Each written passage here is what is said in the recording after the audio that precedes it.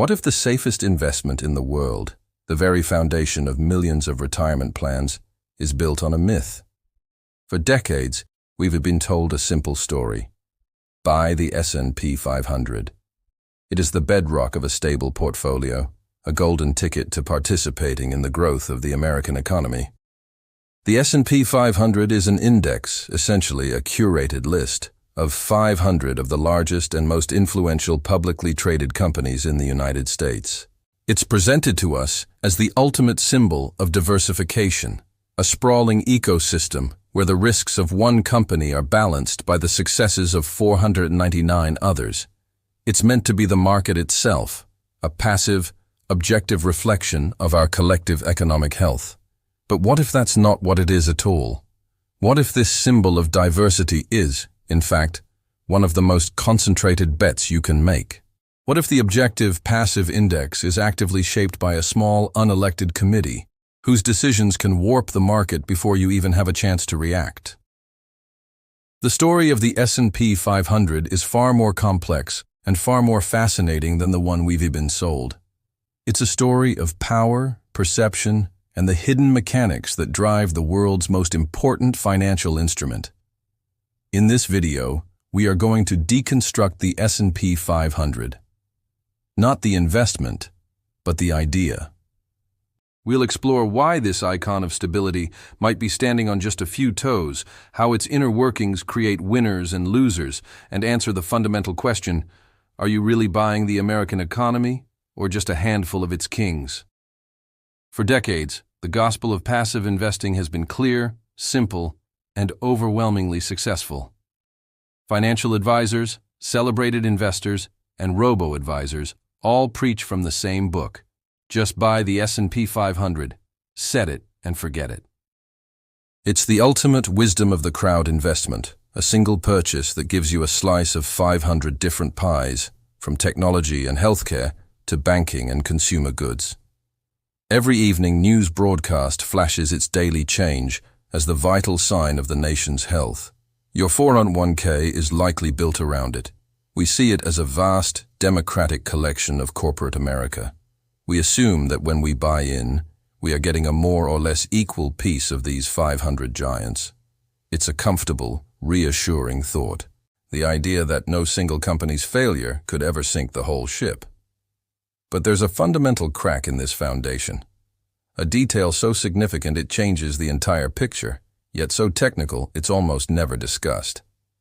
What if I told you that you own vastly more of Apple than you do of the bottom 300 companies in the index combined? Is that really diversification? The key to unlocking this puzzle isn't a secret conspiracy. It's a publicly known methodology called market-capitalization weighting. In simple terms, the bigger and more valuable a company is, the more space it takes up in the index. This isn't a democracy of 500 equal votes. It's a kingdom where the giants rule, and their influence is absolute. Let's re-examine the last decade of incredible market growth. We celebrated when the S&P 500 hit new dizzying highs. But was that the story of a broad, healthy economy firing on all cylinders? Or was it really just the story of a few tech behemoths, Apple, Microsoft, Google, Amazon, dragging the other 490-something companies along for the ride? This market cap weighting creates a powerful feedback loop. As a company like Nvidia grows, its stock price soars, and it becomes a larger percentage of the index. This forces the trillions of dollars in passive index funds to automatically buy more of its stock to maintain their allocation, pushing its price even higher. It's a system that doesn't just reflect success, it actively amplifies it.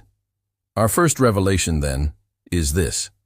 The S&P 500 is not a passive snapshot of the economy. It is an active system that concentrates both capital and risk into the hands of an elite few.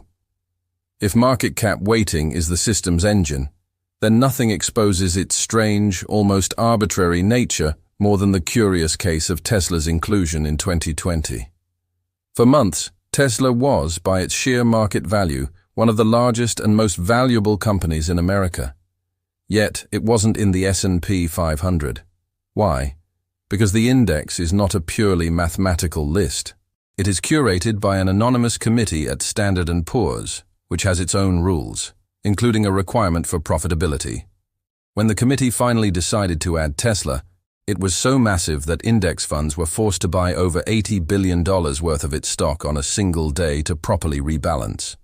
This created a massive artificial surge in Tesla's price, driven not by the company's performance, but by a structural requirement of the index itself. Investors who understood these mechanics were able to front-run one of the largest single trades in market history. This event shatters the illusion of a passive neutral market. If a committee's decision can trigger a market-warping event of this scale, is the index truly tracking economic reality, or is it creating it? And if it's creating it, whose interests is it truly serving? We trust the S&P 500 because its narrative is one of safety through scale. It represents the American dream of broad-based prosperity.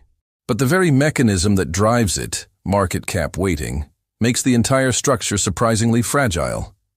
Its fate becomes inextricably tied to the performance of a handful of CEOs, the success of a single iPhone launch, or the outcome of one regulatory challenge in Silicon Valley. It's not unlike the late Roman Empire. On the surface, the empire was vast, powerful, and appeared invincible, stretching across the known world. But its stability relied increasingly on a handful of powerful generals and the fragile political climate within the city of Rome itself. The provinces, much like the smaller 400 companies in the index, were largely just along for the ride. When the core began to falter, the entire structure was put at risk. A problem in Rome was a problem for the whole world. Today, a problem in big tech is a problem for the entire S&P 500. But I know what you're rethinking. So what if it's top-heavy? It works. The returns have been fantastic over the long run. Isn't that the entire point? This is the ultimate defense of the S&P 500, and on the surface, it's irrefutable. But it's also the ultimate sleight of hand. The reason it works so well is precisely because of the intense concentration we've been talking about. The fantastic returns of the last decade were not a testament to the broad, diversified strength of 500 great American companies. They were overwhelmingly driven by the historic once-in-a-generation rise of about 7 to 10 technology giants. We mistook the performance of a few kings for the prosperity of the entire kingdom. So the very thing that validates the S&P 500 in the eyes of most investors, its spectacular performance, is actually the most powerful evidence of its core flaw, a dangerous lack of true diversification.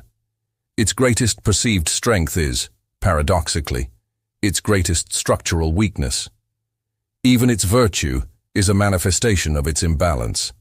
So let's piece it all together. We begin with the comforting myth of a diversified basket of 500 American titans.